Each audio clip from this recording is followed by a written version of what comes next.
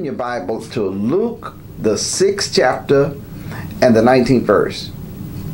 And the whole multitude sought to touch him, for there went virtue out of him. Luke, the 5th chapter and the 16th and the 17th verse says, and he withdrew himself unto the wilderness.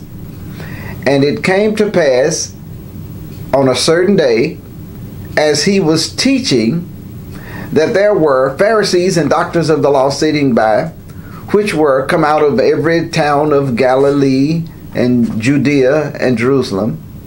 And the power of God was present to heal them. And then Mark, the 5th chapter and the 30th verse, and Jesus, immediately knowing in himself that virtue had gone out of him, turned him about in the press and said, who touched my clothes? Now, there are laws that govern the healing power of God. Understanding these laws and cooperating with these laws, we can receive great benefits from these laws.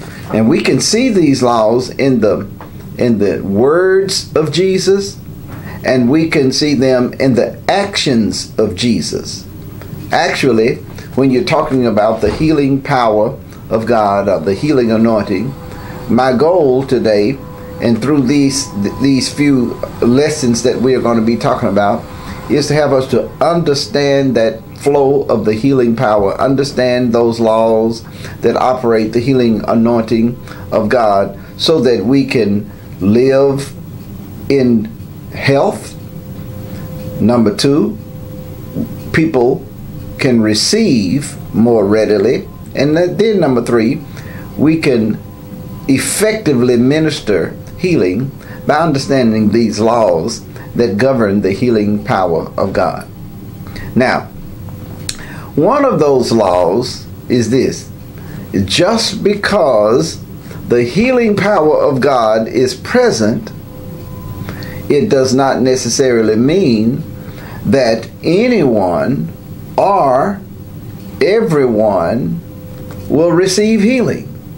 Just because that power is present, it doesn't automatically mean that everybody is going to receive that healing, and it doesn't mean that anybody is going to receive that healing power ministered to them. Number 2, the power of God can be present, and your physical senses not even be aware of the healing anointing or recognize it.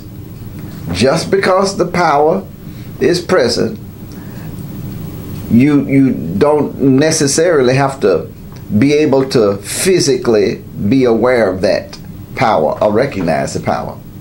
And then the third law that is important for us to know is you have to believe. If you're going to intentionally receive that power ministered to your physical body, you have to believe that the power is present.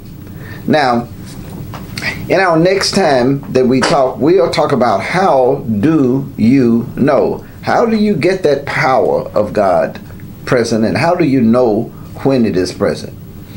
Now, the things that we've talked about today is, just because the healing power of God is present, it does not necessarily mean that everyone or anyone will receive the healing power. And then number 2, the power of God can be present, and your physical senses not be aware of that power or be able to recognize that power. And then you must believe that that power is present.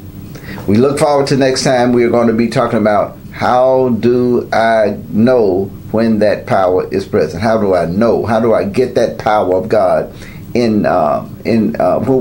I call it present. You know, God is always present, always, everywhere.